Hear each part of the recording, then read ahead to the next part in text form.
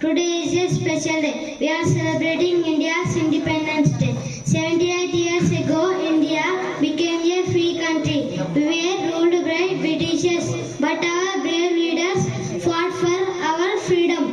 We remember Mahatma Gandhi, Nehru, and Subhash Chandra Bose, and others who sacrificed their lives for our country. Independence means we are free to live, think and dream. We are proud to be Indians. Let's promise to work together. India, thank you one and all for giving this opportunity.